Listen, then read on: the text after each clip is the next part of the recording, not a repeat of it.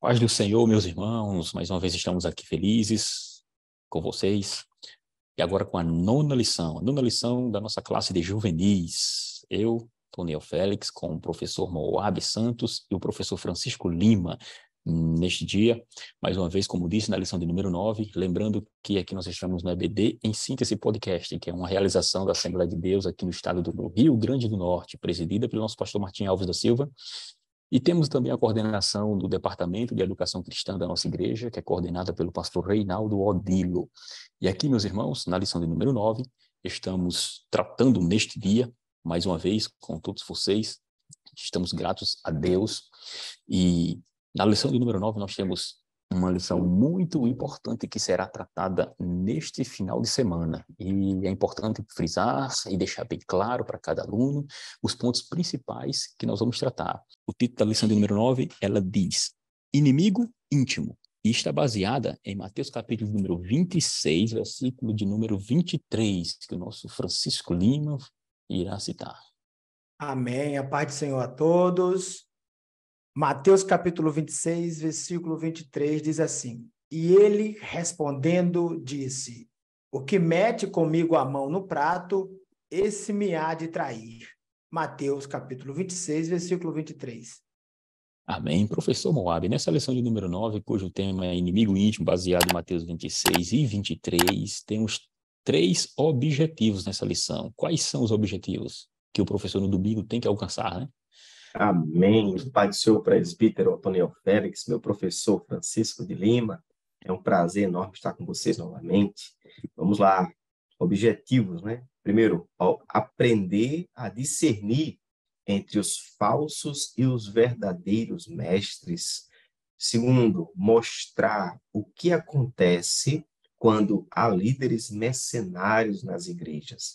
E, em terceiro lugar, revelar o fim daqueles que prejudicam a obra de Deus. Amém. Então, nós temos aí os objetivos bem claros. Baseado aqui, a lição de hoje está baseada na segunda carta do apóstolo Pedro, capítulo 2, versículos 1 a 3, depois versículo 9, depois versículo 17 ao versículo de número 22. Está baseada na carta de Pedro, que escreveu na sua segunda carta, aqui nesta aula. E não vamos, na verdade, passar despercebido que na lição do juvenis desse trimestre, nós estamos tratando agora aqui sobre as epístolas gerais. Alguns chamam de epístolas universais ou epístolas católicas. O termo católico aqui é para designar universalidade. E o direcionamento da epístola, que não abrangia uma comunidade específica. Então, nós estamos aqui na segunda carta do apóstolo Pedro. Como fizemos nas lições anteriores, é bom também lembrar que desde a lição de número 8, entramos aí na carta do apóstolo Pedro. A lição 7 e 8, ela teve o foco ali na primeira carta do apóstolo Pedro. E agora, nesta lição 9, nós estamos aqui no foco com a segunda carta do apóstolo Pedro. E veja só, quando tratamos aqui da carta do apóstolo Pedro, vale lembrar e deixar bem claro para cada aluno que o período em que o apóstolo Pedro vai escrever essa carta aqui, é importante colocar isso, deixar bem claro, em um contexto como se fosse uma linha do tempo para o aluno. O apóstolo Pedro, ele vai escrever sua segunda carta como se fosse um complemento da primeira carta. Na primeira carta, você observa que ele direciona a carta para algumas pessoas na região da Capadócia, ele diz Ponto, Ásia, Bitínia. Você pode ver que, em princípio, ele se intitula como, de fato, o apóstolo da própria carta. Pedro, apóstolo de Jesus Cristo. Simão Pedro, apóstolo de Jesus Cristo. E você veja que o direcionamento para essas regiões, na verdade, faz com que a carta ela tenha um direcionamento para toda a Ásia Menor. Na verdade, não era em específico para uma região, uma cidade em si. Ela foi direcionada para as populações que abrangiam. E no Império Romano daquela época, havia realmente essa questão relacionada a toda a comunidade. Então, a primeira carta ali tem por volta do ano 65 aí da nossa era, e já a segunda carta, ela tem ali por volta de 66, 67, por aí. Isso significa dizer que a segunda carta, ela está sendo direcionada, é como se ela estivesse, na verdade, sendo direcionada para as mesmas pessoas. A primeira ele identifica quem são, e como na segunda carta ele não informa para quem as pessoas estão sendo enviadas a carta, você observa que é como se fosse uma continuidade. A preocupação de Pedro nessa sua segunda carta aqui, ela já é mais apologética. Na primeira carta, ele trata ali de assuntos relacionados a outra situação totalmente diferente do que ele trata nessa segunda carta. Na segunda carta, como falei, como se fosse apologética. Parece que ele escreve junto com o apóstolo Judas, em que também trata a respeito da fé que recebemos, e como ele próprio inicia sua carta dizendo que ele escreve justamente para os santos que alcançaram fé igualmente como ele alcançou. Então, é importante deixar bem claro isso, porque vai demonstrar justamente o motivo e a aplicação para onde Pedro ele direcionou a carta. Como eu disse, né, ali por volta do ano 64, 65, o apóstolo Pedro escreveu esta carta. De um panorama geral, um pano de fundo para que cada pessoa e cada aluno entenda, deve-se deixar bem claro sobre isso aí, que as duas cartas realmente foram escritas pelo apóstolo Pedro. Pedro, aquele Pedro, né? E por que estou dizendo isso? Porque é bom deixar claro para o aluno e o adolescente que a carta do apóstolo Pedro, ela teve algumas, vamos dizer assim, algumas pessoas questionaram se a carta era de Pedro ou não, como sempre, né? As pessoas que questionam. Então, questionaram a respeito se era Pedro ou não que escreveu a carta, devido ao seu estilo literário e tal, porque a segunda carta é diferente da primeira, mas é consenso, e deixa isso bem claro, o professor tem que deixar bem claro lá na aula, que é consenso que tanto desde o ano 120, 185 da era cristã, lá desde Orígenes, a carta do apóstolo Pedro ela foi considerada como a carta de fato inspirada e escrita pelo próprio apóstolo. E quando dizemos que ela foi escrita pelo próprio apóstolo, não significa dizer que ele escreveu com as suas próprias mãos. Poderia ter alguém que poderia ter escrito, um escriba, como Teste escreveu a Epístola de Paulo aos Romanos, entendeu? Então, com isso, nós observamos que a forma de aplicação, como eu disse, Orígenes, Jerônimo, e tem um fato importante, e também é bom deixar claro, que essa carta, já ali no ano 361, mais ou menos, o Atanásio, o grande Atanásio de Alexandria, um doutor da igreja, ele vai mencionar na 39ª carta dele sobre o evento da Páscoa, isso você encontra na internet facilmente, 39ª carta de Atanásio. Ele vai mencionar claramente que o Antigo Testamento, como o Novo Testamento, eles tinham já a composição fixada pelos irmãos, pelos pais, chamados de pais, né, apostólicos ali, posteriormente depois dos apóstolos. Inclusive Atanásio, ele vai demonstrar que o Antigo Testamento, com os livros que conhecemos hoje do Antigo Testamento, e o Novo Testamento com toda a situação, com toda a forma escrita, e ele inclui a carta de Pedro entre as cartas, ou seja, significa dizer, naquele compêndio lá, significa dizer que a carta do apóstolo Pedro já era considerada de fato uma carta do próprio apóstolo e era inspirada por ele. Meu professor Francisco Moab, nessa introdução, gostaria de ouvir vocês com relação a essa introdução relacionada à própria carta do apóstolo Pedro. Já de forma introdutória aqui, acho muito interessante a gente começar pela afirmação de que quem escreve, quem está falando, quem está tratando do assunto, o apóstolo Pedro, está vivendo os seus últimos dias de vida. Isso. Tá?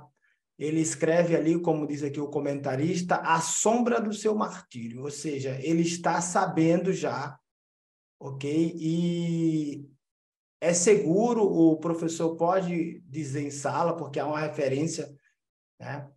2 Pedro, capítulo 1, versículo 14, que Pedro, tomado pelo Espírito, ele recebe essa revelação, diz que o próprio Cristo tornou conhecido, fez ele sabedor da sua partida. Então, ou seja, isso é interessante porque mostra que, assim como Deus cuidou de Paulo, né, protegeu Paulo, foi com Paulo, revelou muitas coisas a Paulo, e até os seus últimos minutos de vida também cuidou de Pedro. Em muitas coisas eles se pareciam, mas acredito que quando você vai parar para pensar, as duas mentes, Paulo e Pedro, eles também eram um pouco bem diferentes um do outro. Deus foi mudando, Deus foi tratando, Deus foi operando, a gente não vai entrar por esse caminho aqui, né? Não vai seguir esse itinerário, porque não é a aula, mas o que eu estou querendo dizer é que os últimos dias, os últimos momentos de Pedro, o Senhor, desde lá de trás, daquele que Deus dizia, olha, apacenta minhas ovelhas, apacenta os meus cordeiros, o Senhor veio mostrando que ele estava ali pronto para receber o que recebeu do Senhor. E agora ele recebia informações que ele não podia guardar com ele. Tinha que revelar à igreja, porque tratava-se de nada mais, nada menos do que perigo. E não era um perigo que estava ao lado, mas era um perigo que estava ali, com aqueles que estavam no meio da congregação, no meio da igreja, que outrora estavam com eles na trincheira, combatendo pela fé que uma vez foi dada. E agora eles se rebelaram, se levantaram contra. 2 Pedro, capítulo de número 1, versículo de número 14, diz assim: sabendo que brevemente hei de deixar este meu tabernáculo, como também no Senhor Jesus Cristo já me o tem revelado. Ou seja, veja, o Espírito Santo que estava com Pedro, o Espírito Santo que era com o apóstolo Paulo e também com Pedro, estava cuidando dele ali, revelando. Jesus Cristo fez com que chegasse essa informação até o apóstolo Pedro. Aquele que lá atrás, o próprio Cristo disse: Pedro, tu me ama? Então vai cuidar dos meus cordeiros. Pedro, tu me amas? Vai apacentar minhas ovelhas. Vai trazer segurança para elas. Então, essa temática, segurança, cuidado, zelo, luta por elas, estava dentro do coração do apóstolo. E ali ele se viu como aquele que é uma obrigação minha passar para vocês o que eu recebi do próprio Cristo. Eu estou nos meus últimos minutos. Eu estou me despedindo desse tabernáculo. E eu quero dizer para vocês que existe um número de pessoas que não são desconhecidas de vocês, não são distantes nossas, que elas estão prontas a lutarem. E o comportamento dessas pessoas é como que de cachorros, de cães e de porcos. Ou seja, são pessoas imundas e sujas. E a lição vai apresentar isso. Verdade. É interessantíssimo. Professor Moab, nesse caso aqui, nessa introdução à carta do apóstolo Pedro, bem deixar bem claro, como o professor Francisco falou, de informar realmente que Pedro já está indo ali para o martírio, está próximo ao martírio dele, né, que ocorreu ali por ordem do imperador chamado de Nero, né, naquele ano. Por isso que a carta ela tem que ser antes de 67, tem que ser naquela, vamos dizer assim, naqueles anos mais ou menos ali, para demonstrar justamente que ele estava ali com um propósito, que Pedro de fato escreveu. Pedro poderia ter como seu auxiliar Marcos, também Silvano pode ser, né? Deixando que o destinatário dessa carta era as pessoas da fé, consequentemente poderia ser da primeira carta, que estava na região da Bitínia, Capadócia, Ásia, e também, lembrando, confirmando mais uma vez sobre a tradição. Quando falamos tradição, estamos falando, na verdade, como é que os antigos que vieram antes de nós, aqueles que formaram toda a doutrina que temos hoje, os doutores da igreja, como eles entendiam e viam a carta do apóstolo Pedro como inspirada por Deus, né? Como uma carta realmente que foi disseminada ali aos poucos na igreja, atestado por Orígenes, que viveu ali 185 depois de Cristo, ou seja, bem próximo realmente ali dos apóstolos, próprio Jerônimo, lá do ano 340, e como eu falei, o Atanásio de Alexandria, 367 depois de Cristo, foi quando ele viveu, quando ele escreveu essa carta, a 39ª, frisando isso aqui, tem que ser dito, 39ª, referência à Páscoa, ele cita a carta de Pedro como uma carta, de fato, escrita pelo próprio apóstolo, né? E por que estou dizendo isso? Porque no próximo tópico da lição, nós vamos estudar aqui, no tópico de número 2, ela vai falar justamente sobre os perigos, porque Pedro vai tratar aqui com falsos profetas, falsos inimigos, falsos doutores. A carta do apóstolo Pedro está trazendo a ideia de combate a heresias. E, professor Moab, ainda nessa introdução aqui, entrando já no tópico de número 2, a gente sabe que naquela época havia o problema do gnosticismo também atuando na igreja, e isso acarretou um grande problema na igreja ali no período. Por isso que o apóstolo Pedro ele faz uma defesa aqui da fé, né, informando e demonstrando quem são essas pessoas que ele está justamente combatendo. Exatamente. Aproveitando até esse momento introdutório, Eu queria reforçar que essa epístola está classificada entre as epístolas gerais, né? Porque ela não tem um destino específico, o destino dela é mais universal.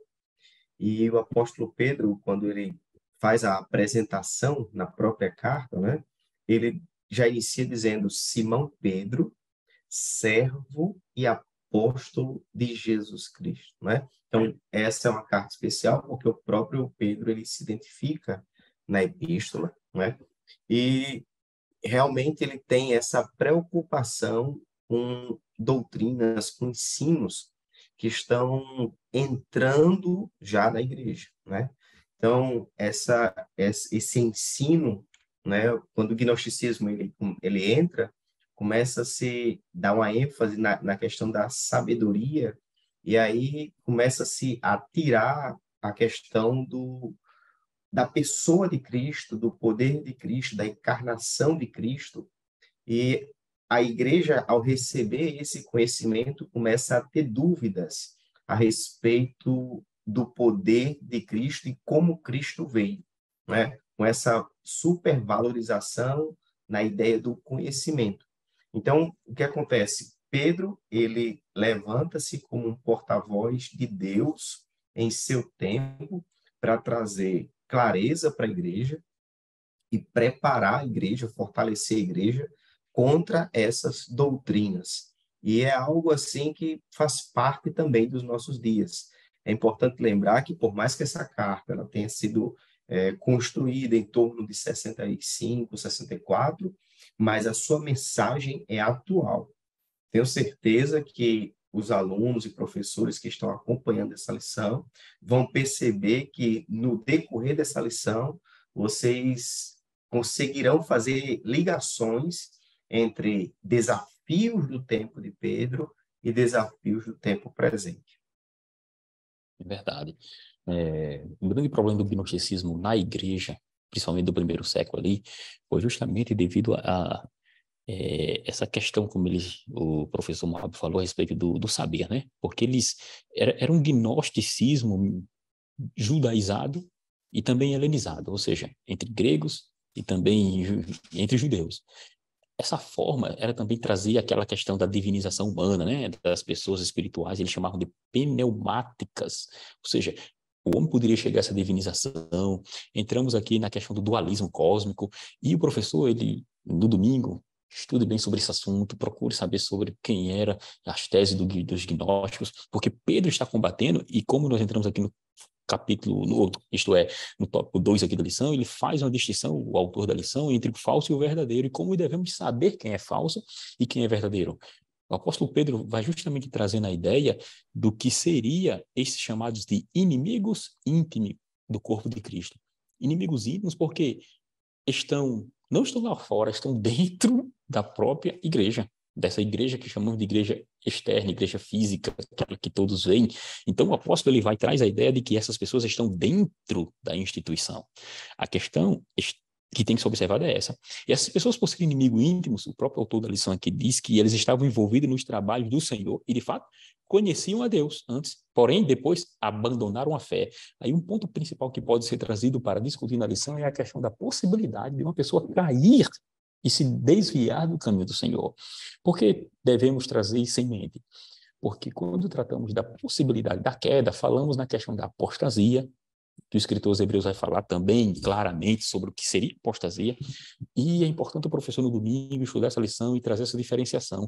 A possibilidade, porque uma pergunta é feita, uma vez salvo, sempre será salvo? Esse jargão que existe aí, né? E é importante frisarmos isso, porque o professor no domingo vai trazer justamente a ideia do que seria essa salvação. Eu posso perder a salvação? Por que eu posso perder? Né? Se a salvação é graça de Deus. Mas o apóstolo Pedro está dizendo aqui que essas pessoas abandonaram de forma intencional a fé. Então, quando falamos nessa possibilidade da perca dessa salvação, isso é algo possível. Aí você, professor, no domingo, professor Moab, professor Francisco, é importante frisar isso aí, porque eles vão tratar justamente do que a gente chama aqui do monergismo e do sinergismo, né? A atuação que vem, ou seja, é uma parte só divina, ou é uma parte humana, você pode entrar na questão da predestinação, você pode entrar na questão da eleição, você pode entrar nessas questões aí que é importante para tirar as dúvidas do aluno, demonstrando que nós somos salvos em Cristo. Efésios capítulo 1, o apóstolo Paulo sempre diz isso, né, na sua carta, e diz que é em Cristo que nós somos salvos. E o autor da lição, ele entra aqui num assunto que são os hereges, e ele traz um tema que desde o século aí 15, 16, 18, na verdade, pegou mesmo 18, entrando no 19, já no início do século 20, que ele chama aqui de liberalismo teológico. Interessante que ele citou aqui esse termo liberalismo teológico, mas o que seria o liberalismo teológico, né? O professor no domingo é importante explicar para cada aluno o que seria realmente esse liberalismo, né? Quando tratamos do liberalismo teológico em si, antes, de uma forma geral, e como sempre gosto de fazer, em uma linha do tempo, para chegarmos no chamado liberalismo teológico, que foi uma desgraça que aconteceu no meio da nossa sociedade cristã, né? Mas antes de chegarmos ali no século de número 18, onde o liberalismo ganhou força, antes nós começamos ali no chamado renascentismo, século XV, mas desde o século XIV o renascentismo estava se desdobrando. Com o renascentismo veio o tal do materialismo, né? Em suas várias formas. Aí veio o materialismo histórico, aí veio o materialismo histórico, o materialismo dialético, aí veio o materialismo naturalista. Ou seja, do materialismo veio o naturalista para depois se desbancar justamente no histórico. Por que isso é importante para a nossa lição? Porque nesse período, que justamente entre os séculos XV, XVI, XVII, onde surgiu o materialismo naturalista, século XVI, século XVII, ou seja, essa ideia do materialismo em si era para justamente, no final entrando ali na nossa chamada Idade Moderna agora, né? O materialismo pregava, trouxe a ideia da concepção, na verdade era uma concepção filosófica que havia, em que as pessoas admitiam a origem, a existência da humanidade isento do que seria o metafísico. Só a matéria valia, ou seja, estávamos saindo daquele período em que atribuímos a Deus as coisas, a criação do ser humano, e colocando o homem no centro das coisas, entendeu? E esse materialismo, essa condição concreta, seria o quê? Apenas a matéria, certo? A matéria. E por que o problema disso é importante o professor tratar na aula, nesse domingo, porque é daí que os seus alunos estão diante da ensino médio, ensino superior, e antes do ensino médio mesmo estão tratando desses assuntos, se tiver sendo doutrinado muitas das vezes com essas ideias, porque daí se desembocamos ali no século XIX, no chamado iluminismo. Ou seja, essas ideias que começou com o renascentismo e o iluminismo ali do século XVII, XVIII, XIX, você observa que influenciou a igreja porque com a questão do materialismo, o que 5 situações básicas apareceu. O chamado cientificismo, tudo agora era ciência, o racionalismo, a razão, nada que fosse contra a razão, tudo tinha que ser provado de acordo com a razão, e o método científico utilizado teria que ser aquele que de fato é o mais apropriado, longe disso. E longe dos dogmas, como eles falavam, né? Longe dos dogmas, nada apegado à fé. Então, com isso, observou-se que esse renascentismo, ele desembocou no que a gente chama de materialismo, mas ele trouxe o chamado, como eu falei, racionalismo, o individualismo, o homem agora é centro das coisas, temos a questão científica. E como eu disse a vocês, ali no século XVIII, por causa de toda essa conjuntura, desse iluminismo, a forma de ver a fé, as pessoas foram deixando a fé. O que ocorre? Ocorre o chamado liberalismo teológico.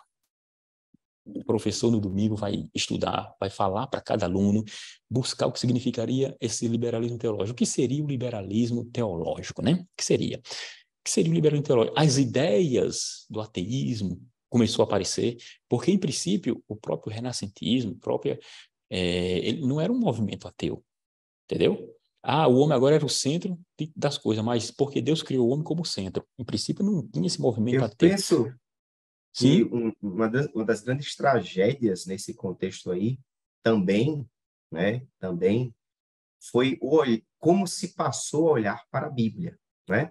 É nesse contexto que começa a entender que a Bíblia ela tem erros, né?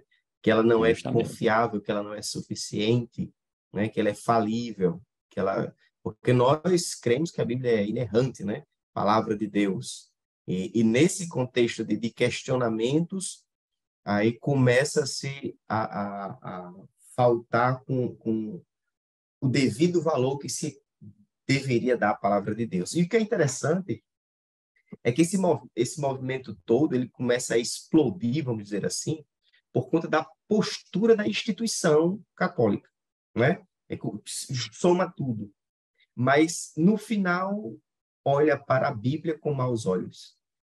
Então, a instituição, ela falha quando ela começa a ir além do que a Bíblia lhe orienta, quando ela começa a vender o que a Bíblia não põe à venda, né? Pedaço, território no céu, e isso vai gerando descrédito das pessoas. A igreja começa a reger a arte, reger as leis que os cientistas começam a apresentar.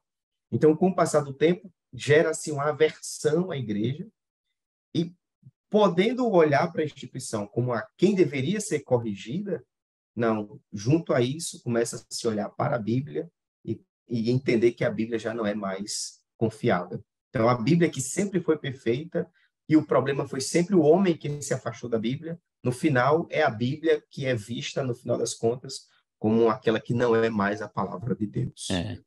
Porque os liberais, em princípio, tentaram, na verdade, dar uma resposta para esse racionalismo, entendeu? Era uma resposta que eles queriam dar. Só que o problema é que eles queriam responder de uma forma equivocada, né? Aí surge justamente o quê?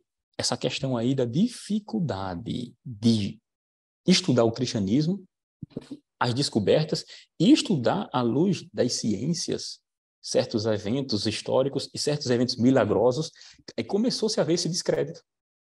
Então, eles começaram a negar. Aí onde vem essa questão corrente alemã do liberalismo teológico, principalmente com um teólogo chamado Schleiermacher. É um alemão, né? Então, Schleiermacher.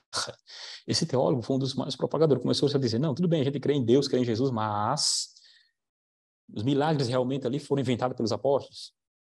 Ou seja, a crítica começou a ocorrer. E o ponto principal aqui que o professor no domingo tem que fazer é justamente esse.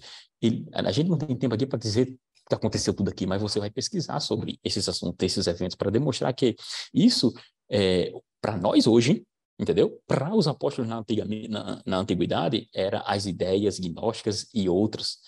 Os pais apostólicos sofreram com arianismo, sofreram com todo tipo de heresias. Tanto é que houve muitos concílios para distinguir, fixar, na verdade, a ideia do que seria a Trindade, do que seria de Jesus Deus, Jesus, o Espírito Santo Deus, né? Os concílios de Nicéia. Ou seja, com isso, a gente observa que hoje o aluno no domingo tem que analisar isso e o professor tem que levar essa ideia. Olha, o que foi esse liberalismo? Ele faz uma concepção por causa do movimento renascentista, do movimento da questão materialista. Inclusive, nossa lição aqui está ligando aqui, um link aqui com a lição de adultos desse trimestre, que trata também desses assuntos. É importante frisar isso aí, porque você vai demonstrar o motivo e o problema e por que nós devemos aparecer realmente como defensores da fé cristã, como Pedro fez. E nesse meio termo, ali no século XVIII, ali, XIX, começa a surgir também, 17, também, começa a surgir o que a gente chama de alta crítica, e depois veio a baixa crítica. O que seria alta crítica e baixa crítica? Em síntese, a alta crítica foi justamente a tentativa de trazer a questão histórica por causa desse liberalismo teológico, interpretar a Bíblia Sagrada apenas como um livro dogmático, histórico, não tão histórico, né? Porque os milagres que estavam ali não seria realmente... Na verdade, é desacreditando das Escrituras Sagradas. A Bíblia não é inerrante, a Bíblia não é inspirada, então por aí vai. Só que depois de um tempo apareceu o que a gente chama de baixa crítica, que vai tratar da crítica textual, da questão textual, ou seja, vai tratar do texto bíblico em si. É como se fosse uma resposta para a alta crítica, porque ela vai demonstrar que o texto ele pode ser reconstruído. E o que eu quero dizer reconstruído? Porque há vários manuscritos espalhados no mundo da Bíblia Sagrada. Então, os crítico, que não significa dizer que é aquele que está criticando, não. Crítico é aquele que vai tentar... O termo aqui, crítico, não é estar criticando a palavra, não. O termo crítico é para demonstrar alguém que está tentando reconstruir qual era o sentido realmente daquela palavra. por causa de variantes textuais que existem nos originais da Bíblia Sagrada. Ah, irmão, eu vou falar isso para o adolescente ou para o juvenil, né, no domingo? Vai sim, porque ele vai estar com o professor dele lá na escola dele, vai falar sobre isso e contra, vai utilizar termos da crítica da autocrítica, dos teólogos liberais até do materialismo, porque depois, como eu falei aqui, no materialismo dialético ali de Hegel, ou seja, entra Karl Marx, entra Hegel, entra o comunismo, entra o socialismo, e a gente entra no chamado progressismo.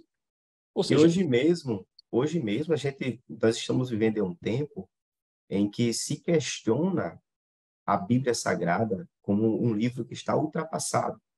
esse é o Então, problema, como é né? que o aluno ele vai responder numa sala de aula, na universidade, que a palavra de Deus, que a Bíblia Sagrada, ela é a palavra de Deus, Isso. diante desses ataques, não é? É, Porque né, professor diversas, Fran? diversas ideologias estão querendo colocar como aceitas e, por Isso. conta disso, estão tentando atualizar o texto bíblico. Então, é Entre aspas, né? importante o professor contextualizar. E tem que botar entre aspas aí que essa atualização aí, na verdade, é tentar colocar a escritura a seu bel prazer, né? Não é fazer o que a gente chama de exegese bíblica, de análise da textual do texto, analisar os textos bíblicos, o significado do texto, não é isso. É dar o entender que eles acham. É exegese, né? E ainda nesse tópico 2 aqui, a gente está já terminando ele aqui, mas é importante frisar aqui porque o nosso autor da lição, ele fala a respeito da pedra de toque, heresias de perdição. Esse pessoal estava trazendo problemas. E enquanto eu estava estudando essa lição aqui para falar com vocês hoje, eu lembrei que ainda ali, no primeiro século, tem um documento chamado de Didaquê. É um dos documentos assim mais importantes que nós temos na Bíblia Sagrada, ou na história, que demonstra justamente a prova de como os discípulos de Cristo viviam. E ele tem vários capítulos. Didaquê significa ensino, né? E já naquela época ali, logo no início da primeiro século ali, da era cristã ali, se você vê o capítulo de número 11, vou deixar essa citação aqui para o professor, capítulo número 11, o Didaquê, na verdade, são instruções era para novos convertidos e para a igreja em si, de modo geral, eles tinham essas instruções através do Didaquê para como deveria ser a questão moral e como deveriam analisar cada aluno, cada cristão que entrava na comunidade, como deveria andar diante de Deus. E eles tratando a respeito de líderes, porque havia muitos errantes, falsos profetas ou profetas mesmo de Deus, e chegou um dado momento, no capítulo 11 ali, no, no, no verso de número 10, ele diz assim, todo profeta, ele diz, eu vou ler aqui, todo o profeta que ensina a verdade, mas não pratica o que ensina, é um falso profeta.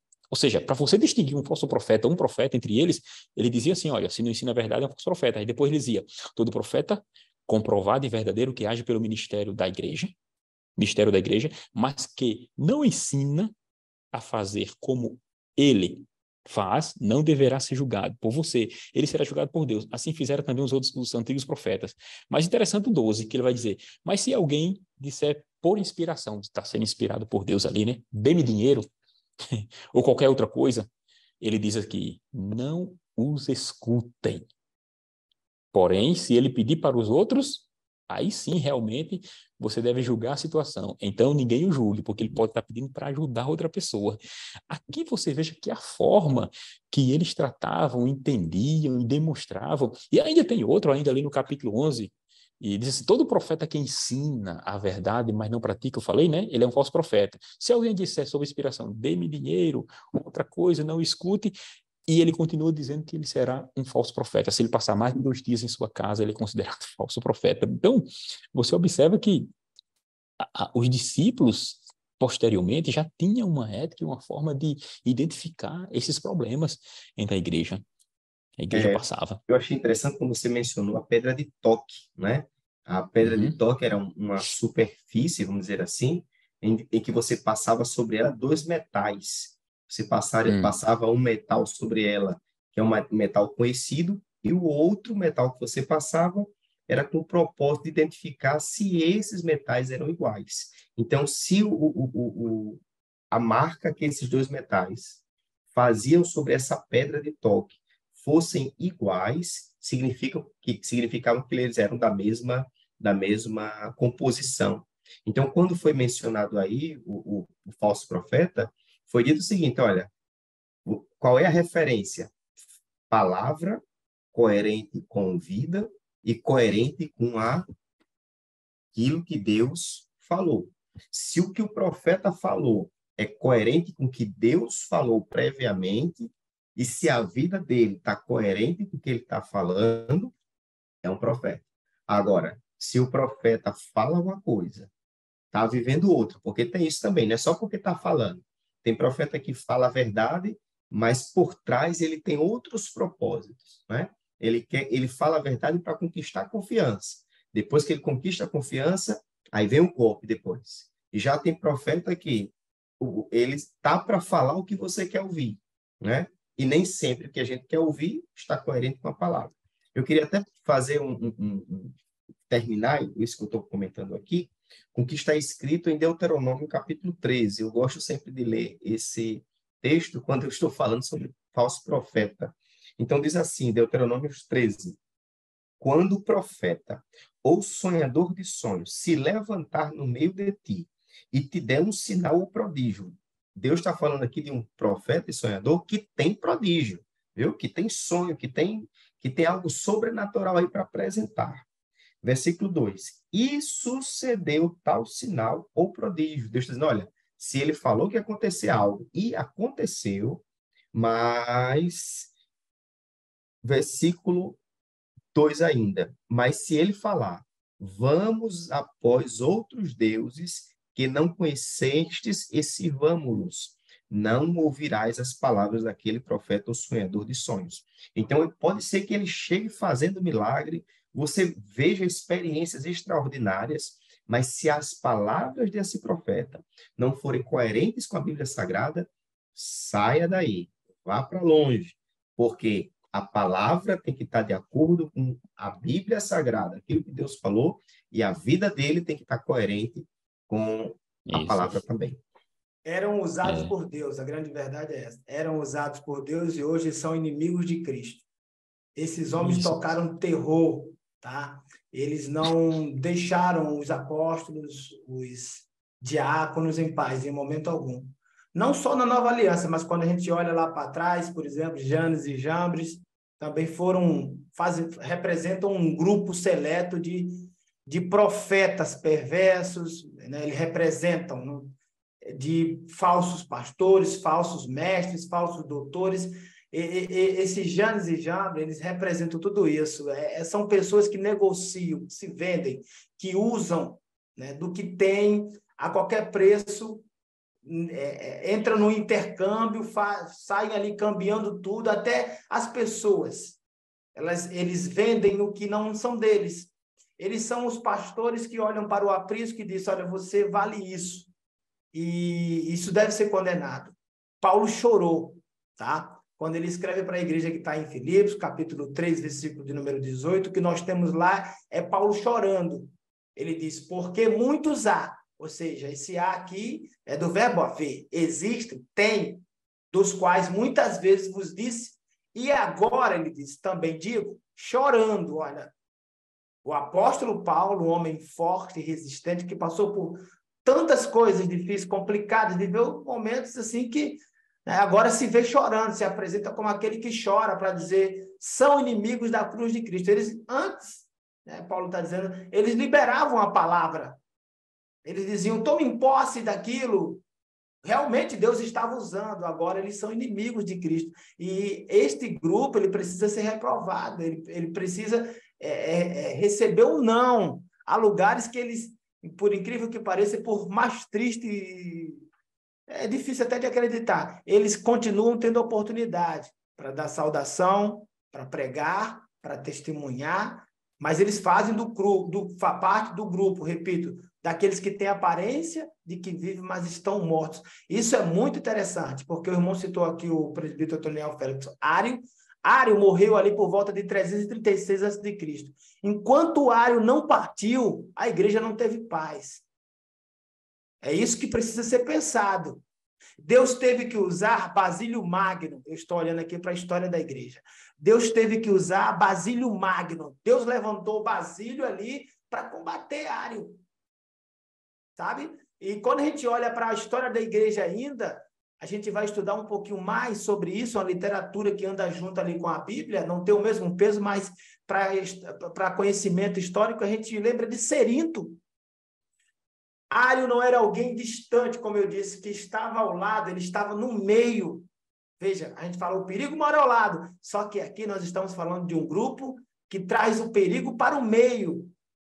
Ário, o arianismo. O professor pode pesquisar aí, jogar no Google, aproveitar o material que tem em casa aí, fonte histórica, para estudar, de fato, o mal que trouxe o Ário para o meio da igreja, para o seio da igreja. Cerinto, então, um judeu, e através do gnosticismo ele vem ali, João, Deus levanta, a história da igreja mostra isso, João para combater as suas ideologias, os seus interesses, o que ele acreditava, e não ficou só nisso, teve muitos outros homens aí, mulheres que vieram, que estavam no nosso meio, como iniciamos aqui a aula falando, defendiam o mesmo evangelho, pertenciam ali, olhávamos para o lado, eles estavam atrás do saco, na trincheira, combatendo o inimigo, o perigo que via contra a igreja. Então, ou seja, assim, a gente precisa lembrar dessas palavras de Paulo, quando escreve aqui em Filipenses capítulo 3, versículo de número 18, porque muitos há, dos quais muitas vezes vos disse, e agora também digo, ou seja, eu repito, tudo que eu falei eu repito. Agora eu repito chorando para vocês. Em outras palavras, vocês abram os olhos, porque eu estou partindo. Daqui a pouco, olha, eu não estarei mais no meio de vocês, mas, em outras palavras, é isso que eu vejo aqui nas entrelinhas. Eu amo vocês, eu quero o bem de vocês. E muitas vezes, esses que dão a vida pelas ovelhas, esses que são verdadeiros, não recebem tanta atenção, amor, respeito, tá?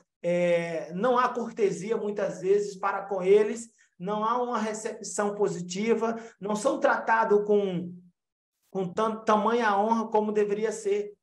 Ao contrário, as pessoas olham para esses falsos profetas e vão lá, correm para as fileiras, simplesmente querem que eles estendam as mãos e toquem, coloquem um óleo um pouquinho de óleo na cabeça, na ponta da orelha, no queixo, no braço que dói, e por aí vai. Então, ou seja, quando vai ver, está todo mundo ali, foi engodado, foi conduzido por esse evento de doutrina. É verdade. E vai contaminando o resto do corpo. E é perigoso, né, irmão?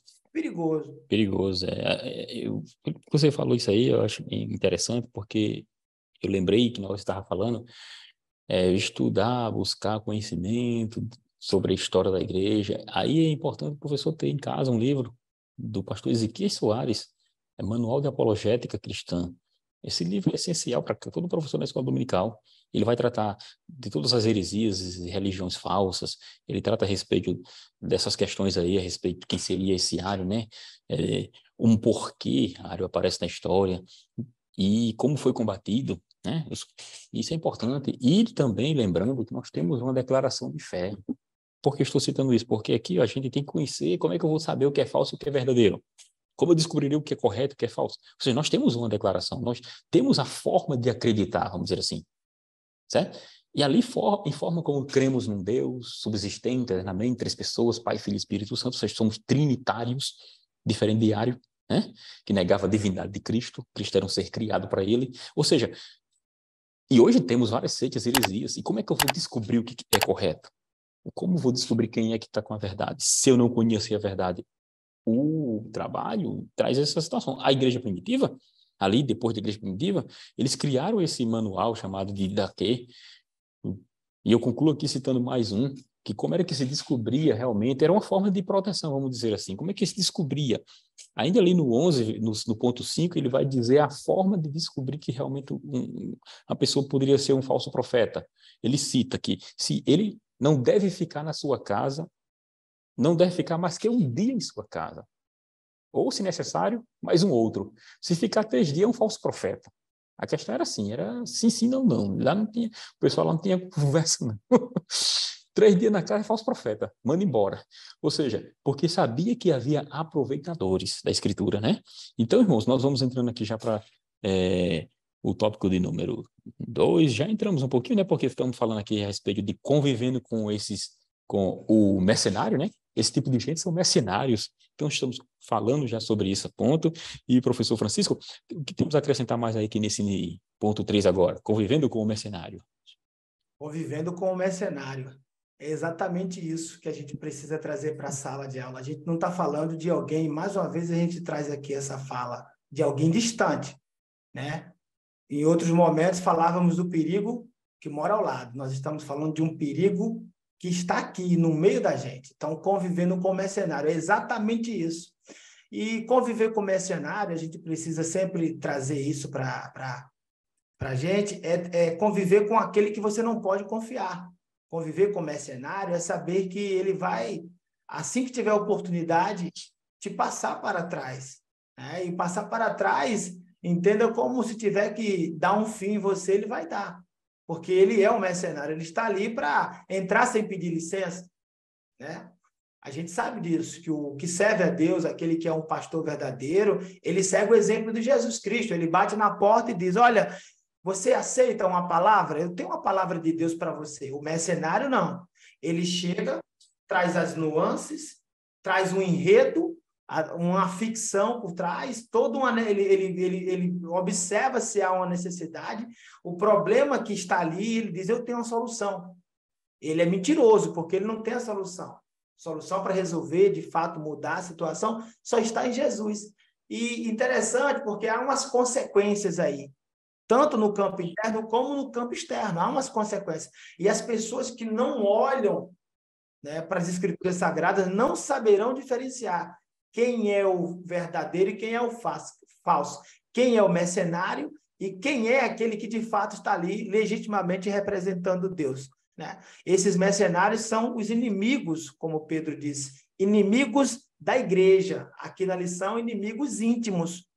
Eles são os inimigos íntimos e eles vão trazendo. Né? A sua fala é sempre com o intuito de arrebanhar pessoas. Por isso que muitos terminam seguindo eles, pensando que estão fazendo a verdade, que estão fazendo o correto, o certo. Mas, na verdade, eles estão sendo ali iludidos. Então, a primeira coisa que a gente percebe é o sofrimento. É o sofrimento. Só que, uma vez que a gente percebe o sofrimento desse povo que segue esses falsos mestres, a gente percebe porque a gente tem a Bíblia com a gente.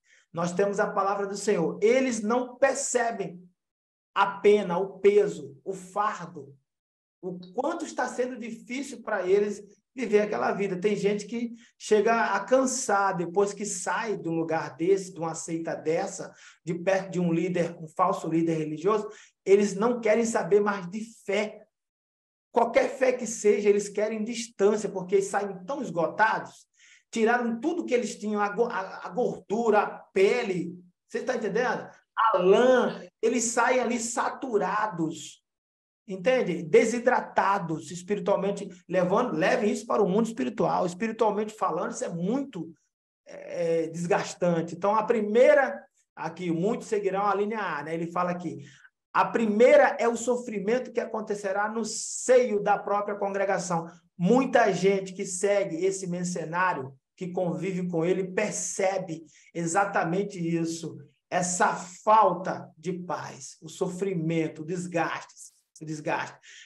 Aqueles que abandonaram a verdadeira doutrina e agora estão seguindo a falsa doutrina, eles estão se desgastando. Alguns, né, demoram até largar essa fé, esse líder, mas uma hora ele percebe, não está dando mais, já tirou tudo o que eu tinha. Isso tudo foi enganado, porque foi enganado, não está dando mais, eu não tenho mais como nem trazer para dentro de casa o pão de cada dia. Eles percebem, não tenho mais o que oferecer, e no que vai, né? Com isso, não tem mais o que oferecer, vai sendo deixado de lado. Então, ou seja, além disso, o desgaste por esse campo aí, tem também o cansaço teológico, né? Através dos ensinos implantados ali por Satanás, né? Repetido por essas pessoas que são mercenárias, as pessoas vão desgastando também espiritualmente, além do lado financeiro, do lado físico, não quer viver mais, não quer vida com Deus, etc. e tal. Então, esse grupo, o apóstolo Pedro, vai adjetivar eles como inimigos. E o que eles fazem encobertamente ali, o que eles estão trazendo, Pedro diz, né, o comentarista traz aqui, que Pedro profetiza que essas heresias desses homens não vem assim fácil de se vi e vou dizer que é aquilo. Isso. Não, é uma coisa encoberta. São dissoluções, ele diz, né? 2 Pedro 2:2. Essa fala desses falsos líderes, desses mercenários, é uma fala bonita, eles são polidos com as E palavras. diz mais assim, professor. Só uma coisinha aqui, o versículo 3. E por avareza eles farão de vós negócio. Ou seja, negócios. Utilizar o povo como negócio próprio. Como é que eles tratam as ovelhas que eles têm? Como um instrumento, como um elemento de troca, como aquilo que eu tenho, e se tiver que conquistar mais usando aquilo que eu tenho, as minhas ovelhas, eu vou usá-las. Então, Pedro profetiza que essas heresias, esses ensinamentos, essas doutrinas falsas, elas surgem encobertamente. Em outras palavras, aqui, quem as seguir pensará que está agradando a Deus, é o que eu falei. E às vezes você vê ali aquelas pessoas, né, sendo manobradas, e a gente não percebe que elas estão ali pensando que estão fazendo a verdade. Cabe a gente aqui, a nós, pedimos a Deus, né, uma preparação, uma capacitação para, com ousadia, com sabedoria, com muito cuidado, e essas pessoas que já estão desgastadas. Porque, olha, você tirar uma pessoa, né, de um lugar desse é muito difícil. Tá? Essas pessoas, elas estão escandalizando a fé e não sabem, elas estão escandalizando o evangelho e não sabem, elas estão distantes, divorciadas, né? Elas estão sem aliança com Deus e não sabem, entende? E isso vai cada vez mais tornando maligno, elas né? não entendi. Sendo usada pelo diabo. Sendo usada pelo diabo e a mente cauterizada, e vai dando a elas um coração petrificado. Então, essas pessoas vão, né, seguindo, achando que estão servindo a Deus.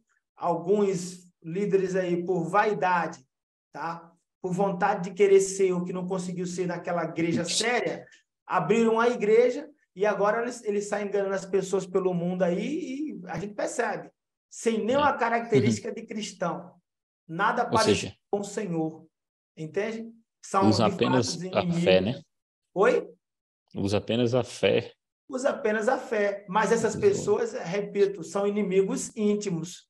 São pessoas que estão no nosso meio. Aos pouquinhos elas vão mostrando quem elas são, né? E a gente que pega a palavra de Deus, a verdadeira palavra, muitas vezes a gente perde pessoas para esses mercenários. Porque eles trazem, em contrapartida, um evangelho light. Eles começam com a fala onde promete liberdade. Aí Paulo, eu lembrei aqui, inclusive até separei aqui para o professor ele usar em sala, Gálatas capítulo 5, versículo 13, Paulo encontrou esse grupo também. Viu, identificou perto dele, ele falou, olha, porque vós, irmãos, foste chamados à liberdade. Ok? Acrescento eu, tá? O ok. Não useis, então, da liberdade para dar ocasião à carne, mas servi-vos aqui uns aos outros pelo amor. Então, ou seja, não é porque vocês foram chamados para ser livres que vocês vão andar de qualquer jeito. Então, se hoje você prega essa palavra aqui, ó, que é bíblica, o que acontece? As pessoas, elas querem o quê? Fazer tatuagem. Elas querem andar, levar a vida ali banhada à vaidade. Entende? Não existe um controle. Não, eu ando como eu quero. Sabe? Meu corpo, minhas regras, e por aí vai. Então, ou seja, é isso que nós encontramos por aí. Sabe? É algo bem parecido mesmo com aquilo que foi ensinado desde lá de trás pela a fala da antiga serpente, sabe? De querer levar o homem ao conhecimento de tudo, porque, dizia ela, você vai ser igual a ele, igual a Deus, por isso que ele não quer que você coma, prova desse fruto, né? Porque você vai ser sabedor. E foi com esse assunto, foi com essa falácia que ela foi enganando ali o povo, que ela foi enganando Adão, enganando Eva, que enganou Adão, e chegamos aí ao evento da queda e a humanidade está como está. Mas ainda bem que Deus é bom. Graças a Deus.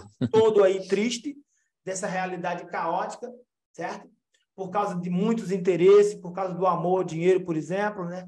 Como disse o senhor, aí pessoas, segundo Pedro 2:3, aí pessoas fazendo negócio com a fé, negócio com a fé das pessoas. Isso é triste. Um falso profeta, irmão Francisco, ele nunca vai apoiar um estudo sério da palavra de Deus. É verdade. Agora o senhor falou tudo. Sempre ele vai recorrer a uma interpretação pessoal para benefício próprio, né? De alguma forma, ele vai querer, e é como um mercenário, né? Ele sempre vai querer um resultado lucrativo para ele, né? Pois é. Enquanto a igreja se afasta da palavra de Deus, enquanto a igreja se afasta, eu queria até terminar devido ao tempo, o meu comentário da seguinte forma: se você quiser estar preparado para enfrentar um falso profeta, esteja próximo da palavra de Deus e do Deus da palavra. Leia a Bíblia, estude a Bíblia, medite na Bíblia. E aí essa recomendação da própria Bíblia, bem-aventurado o varão que não anda segundo o conselho dos ímpios, né? Aí ela reforça: Isso. antes tem o seu prazer na lei do Senhor e na sua lei medida de dia e de noite. Uma pessoa que ama a palavra de Deus, que estuda a palavra de Deus, que deseja viver a palavra de Deus, quando chegar às doutrinas, ele vai dizer: isso aí não está coerente com a palavra. E ele vai negar. Pessoa que fala e não vive, não está coerente com a palavra. Muito milagre, pouca Bíblia, pouca palavra, não está coerente com a palavra. Né? Então, se você quiser, Verdade. não tem uma receita de bolo fora da palavra. A proteção da igreja está na palavra de Deus. Ela que É lembra. como, como você disse aí, justamente é o que o tópico 4 que você entrou já, né? Sobre conhecendo, começando bem e terminando mal. Ou seja, Começando bem e terminando começa mal. aparentemente muito bem, lá vai, e termina mal porque se distancia do que seria realmente o evangelho. Então, de volta à escritura, né? De volta à escritura.